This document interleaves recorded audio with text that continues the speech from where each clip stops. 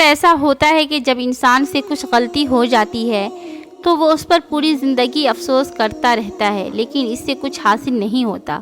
زندگی بھر افسوس کرنے سے بہتر ہے کہ زندگی میں آگے بڑھتے جائے۔ بار بار ماضی کو یاد کرنے سے صرف تکلیف پہنچے گی۔ ماضی کو یاد رکھنے والوں کی زندگی مسلسل مسائل، مشکلات، پریشانیوں اور عارضی ناکامیوں سے پر ہوتی ہے۔ ایسے لوگوں کو اپنی سوچ میں تبدیلی لا کر اپنی زندگی تبدیل کرنا چاہیے۔ کسی بھی ناخوشگوار واقعات کو مثبت انداز میں دہرا کر خوشگوار بنایا جا سکتا ہے۔ سوچئے کہ اللہ رب العزت کو کچھ اور منظور ہے۔ ممکن ہے اللہ نے آزمائش میں مبتلا کیا تھا۔ اگر منفی واقعہ کو مثبت انداز میں سوچیں گے تو زندگی دیکھنے کا نظریہ بدل جائے گا۔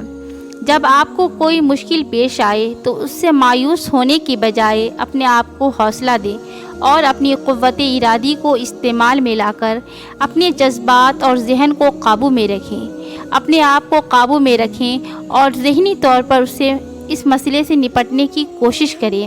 ایک بات جان لیں کہ ماضی میں جو غلطیاں ہوئی ہیں انہیں بدلا تو نہیں جا سکتا، لیکن آئندہ ایسی غلطی نہ ہو اس بات کا خیال ضرور رکھا جا سکتا ہے۔